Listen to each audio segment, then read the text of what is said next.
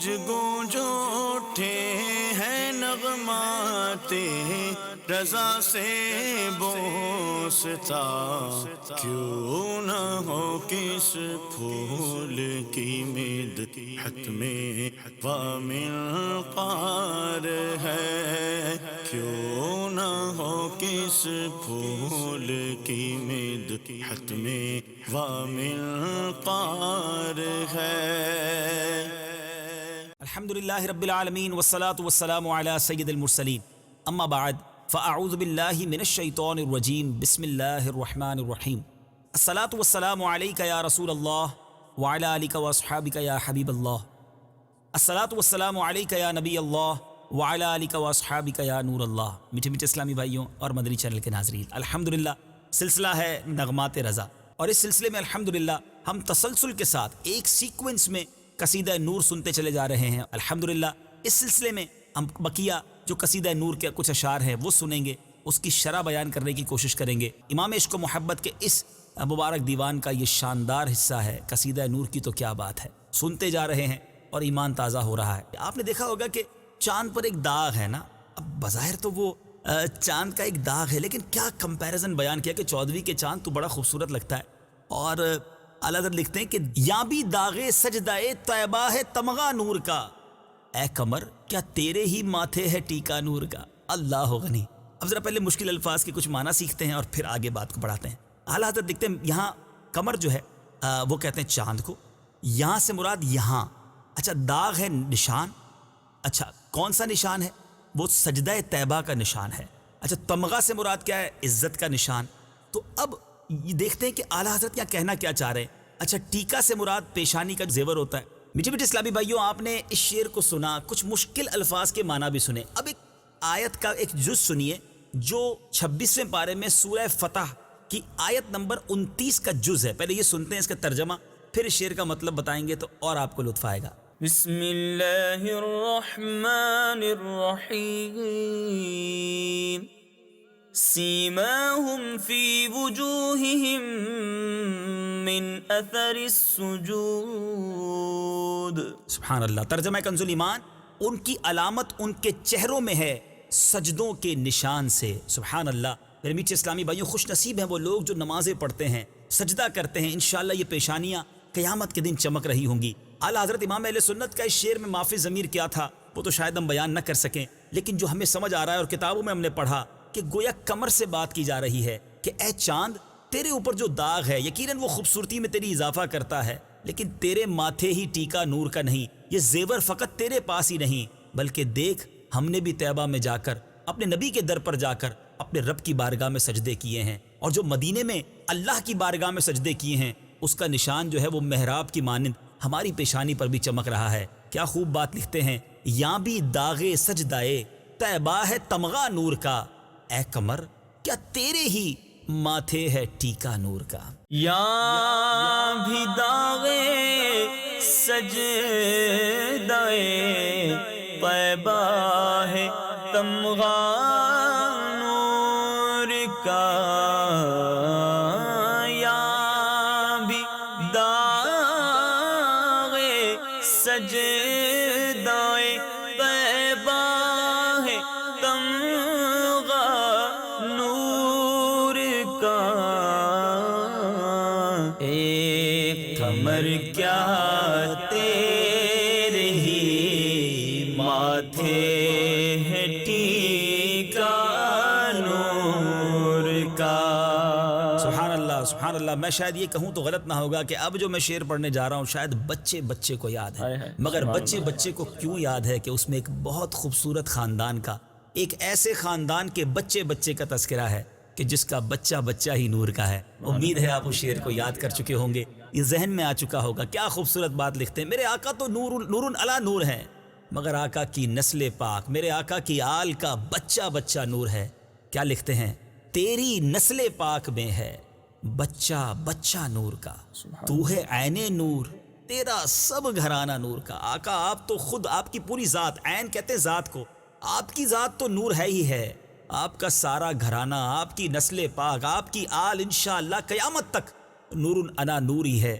آئیے سنیں اور ایمان کو تازہ کریں۔ تیری نسل پاک میں ہے بچہ بچہ نور کا، تو ہے عین نور تیرا سب گھرانہ نور۔ تیری نسل پاک میں ہے بچہ بچہ نور کا، تیری نسل پاک میں ہے بچہ بچہ نور کا،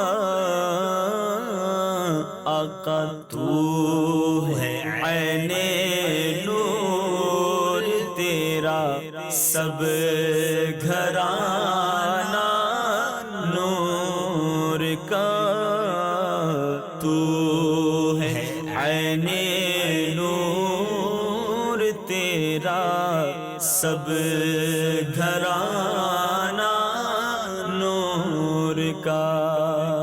میرے بیٹے اسلامی بھائیوں، اعلیٰ حضرت کی شان کیا نرالی شان ہے۔ اب جو شعر ہے یہ ایک حدیث کی طرف، ایک عظیم واقعے کی طرف بھی اشارہ ہے، اس ہستی کی طرف اشارہ ہے جسے نبی پاک علیہ الصلوۃ والسلام سے خاص قرب حاصل ہوا۔ ان کا لقب ذو النورین پڑھا، اور ذو النورین کس کو کہتے ہیں؟ دو نور والے کو۔ یہ دو نور کون سے تھے؟ سبحان اللہ، یہ مراد سیدنا عثمان غنی رضی اللہ تعالیٰ عنہ سے ہے۔ کیا لکھتے ہیں؟ نور کی سرکار سے پایا دو شالہ نور کا، ہو مبارک تم کو ذو النورین جوڑا نور کا۔ اب دو شالہ یہ کس کو کہتے ہیں؟ دو چادریں مراد ہیں، اور وہ میرے آقا علیہ الصلوۃ والسلام کی مبارک دو صاحبزادیاں ہیں، حضرت رقیہ رضی اللہ تعالیٰ عنہا اور حضرت کلثوم رضی اللہ تعالیٰ عنہا۔ ذو النورین دو نور والے، یعنی حضرت عثمان غنی سے گویا بات ہو رہی ہے، آپ کی بارگاہ میں عرض ہو رہا ہے۔ اور جوڑا یعنی ایک جیسی دو چیزوں کو جوڑا کہا جاتا ہے۔ اب دو شالہ یعنی دو شالہ کس کو کہیں گے؟ کہ میرے آقا علیہ الصلوۃ والسلام کے گھرانے سے دو ایسی خوبصورت ایسے پیارے تحفے آپ کو ملے کہ جس کی برکت سے آپ ذو النورین کہلائے۔ اس شعر کو تو سننا ہے، لیکن ایک بڑی لطیف سی بات علماء حضرت ذو النورین عثمان غنی رضی اللہ تعالیٰ عنہ کی شان بیان کرتے ہوئے لکھتے ہیں کہ حضرت عثمان غنی کو عرب و عجم میں پوری دنیا میں ذو النورین کہا جاتا ہے۔ اب کسی بچے سے بھی پوچھ لے ذو النورین کون ہے، وہ کہے گا سیدنا عثمان غنی رضی اللہ تعالیٰ عنہ۔ اب ذرا غور کرنے کی بات ہے، جس نبی کی دو صاحبزادیاں یکے بعد دیگرے، ہاں یہ بھی کلیریفیکیشن پتہ ہونی چاہیے کہ پہلے آقا علیہ الصلوۃ والسلام نے ایک صاحبزادی کا نکاح کیا، ان کا انتقال ہو گیا، پھر میرے آقا نے اپنی دوسری صاحبزادی حضرت عثمان غنی رضی اللہ تعالیٰ عنہ کے نکاح میں عطا فرمائی۔ یہ یاد رہے کہ ایک ہی وقت میں اپنے نکاح میں دو بہنوں کو نہیں رکھا جا سکتا۔ تو پہلی آپ کی زوجہ محترمہ کا انتقال ہوا، پھر نبی پاک نے دوسری صاحبزادی عطا فرمائی، اور کچھ اس طرح بھی ارشاد فرمایا، حدیث کا مضمون ہے کہ اگر میری 40 بیٹیاں ہوتی تو میں ایک کے بعد ایک عثمان غنی کے نکاح میں دے دیتا۔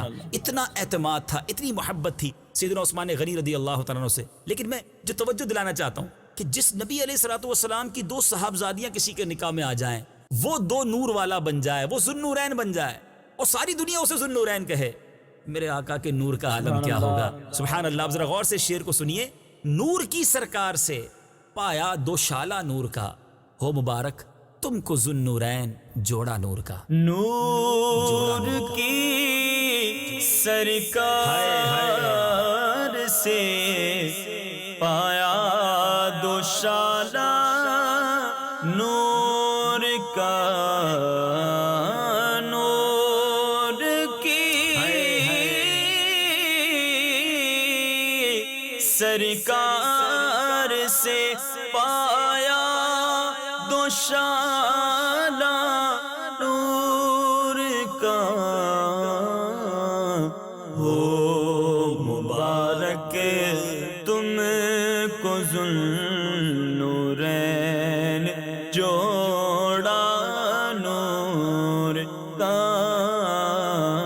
ہو مبارک تم کو ذو النورین جوڑا نور کا۔ میٹھے اسلامی بھائیوں، اب جو شعر ہے یہ ایک عاشق رسول کی گویا دل کی تمنا ہے، اور عاشق رسول کی جو سب زندگی کی سب سے بڑی خواہش بھی یہی ہوتی ہے کہ دم آخر، آخری وقت میرا سر جو ہے وہ در مصطفیٰ صلی اللہ تعالیٰ علیہ وسلم پہ جھکا ہو، آقا کے در پر حاضر ہوں اور وہیں روح قبض ہو جائے، ہے نا، دل درد سے بسمل کی طرح لوٹ رہا ہو، سینے پہ تسلی کو تیرا ہاتھ دھرا ہو۔ یہ برادر اعلیٰ حضرت مولانا حسن رضا خان صاحب لکھتے ہیں نا، گر وقت اجل سر تیری چوکھٹ پہ جھکا ہو، جتنی ہو قضا ایک ہی سجدے میں ادا ہو۔ اعلیٰ حضرت اس کلام میں کیا لکھتے ہیں؟ نزع میں لوٹے گا خاک در پہ شیدا نور کا، نزع میں لوٹے گا خاک در پہ شیدا نور کا، مر کے اوڑے گی عروس جاں دوپٹہ نور کا۔ ذرا اس کے مشکل الفاظ کا پہلے معنی ہو جائے۔ اعلیٰ حضرت گویا یہ فرما رہے ہیں کہ نزع، یہ جو موت کا وقت ہوتا ہے، جاں کنی کا عالم ہوگا، لوٹنا سے مراد لوٹ پوٹ ہونا۔ عاشق یعنی نبی پاک علیہ الصلوۃ والسلام کے در، شیدا یعنی پیارے آقا کا عاشق، عروس کہتے ہیں دلہن کو، عروس جاں یعنی جو جان ہے وہ دلہن کی مانند کیسے بن جائے گی۔ اس کا معنی گویا یہ بن رہا ہے کہ اعلیٰ حضرت یہ فرما رہے ہیں کہ جہاں کنی کا وقت ہوگا نا، تو پیارے آقا کے عشق میں جس کی زندگی گزری ہوگی وہ نبی پاک کے در کی خاک پر لوٹ پوٹ ہو کر جان دے دے گا، اور اس عاشق زار کی جو جان ہے نا وہ دلہن کی طرح، یعنی مرنے کے بعد جو اس کی روح ہوگی نا وہ نور کا دوپٹہ اوڑھ لے گی۔ یہ دلہن کی بات بھی کسی ایک راز کی طرف اشارہ ہے۔ احادیث میں یہ مفہوم ملتا ہے کہ جب نیک آدمی، اللہ کا پسندیدہ بندہ قبر میں جائے گا نا تو اس کو ایک ندا آئے گی، نم کا نومت العروس، سو جا کہ جیسے دلہن سوتی ہے۔ اعلیٰ حضرت نے یہاں عروس کا لفظ کیوں استعمال کیا یہ تو ہمیں نہیں معلوم، لیکن شاید یہ اسی دلہن کی طرف اشارہ ہے کہ مردہ جو نبی پاک کا عاشق ہوگا اس سے کہہ دیا جائے گا سو جا کہ جیسے دلہن سوتی ہے۔ اور قرآن میں اسے نفس مطمئنہ کہا گیا۔ نہ پیارے آقا کی یاد میں اگر زندگی گزر جائے اور انہی کی یاد میں موت آ جائے تو اس سے اچھی موت کیسی ہوگی۔ ایک اور جگہ لکھتے ہیں نا، جب تیری یاد میں دنیا سے گیا ہے کوئی، جان لینے کو دلہن بن کے قضا آئی ہے۔ قرآن پاک کی ایک آیت پیش کرتے ہیں، ذرا سنیے پھر سمجھیے کہ پیارے آقا علیہ الصلوۃ والسلام کی یاد میں، نبی پاک کے عشق میں، رب کی اطاعت میں موت آتی ہے تو اسے اللہ کی طرف سے کیا انعام دیا جاتا ہے۔ بسم اللہ الرحمن الرحیم، یا ایتها النفس المطمئنہ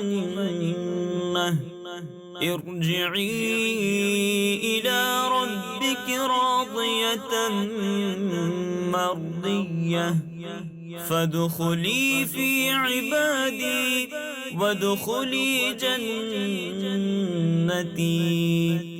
سبحان اللہ۔ ترجمہ کنز الایمان، اے اطمینان والی جان، اپنے رب کی طرف واپس ہو، یوں کہ تو اس سے راضی وہ تجھ سے راضی، پھر میرے خاص بندوں میں داخل ہو اور میری جنت میں آ۔ تو کیوں نہ پیارے آقا کی یاد میں اگر کوئی دنیا سے جائے گا تو نفس مطمئنہ کا انشاءاللہ وہ رتبہ بھی پائے گا، اور سرکار کے در پر عشق رسول کے عالم میں کسی کی جان نکل جائے تو اس سے اچھی موت کیسی۔ خدا اعلیٰ حضرت لکھتے ہیں نا، طیبہ میں مر کے ٹھنڈے چلے جاؤ آنکھیں بند، سیدھی سڑک یہ شہر شفاعت نگر کی ہے۔ اب اس شعر کو اس تصور میں ذرا سنیے، نزع میں لوٹے گا خاک در پہ شیدا نور کا، مر کے اوڑے گی عروس جاں دوپٹہ نور کا۔ نزع میں لوٹے گا خاک در پہ شیدا نور کا، نزع میں لوٹے گا خاک در پہ شیدا نور کا، مر کے اوڑھے گی عروس جاں دوپٹہ نور کا۔ گونج گونج اٹھے ہیں نغمات رضا سے بوستا، کیوں نہ ہو کس پھول کی مدحت میں وامنقار ہے، کیوں نہ ہو کس پھول کی مدحت میں وامنقار ہے۔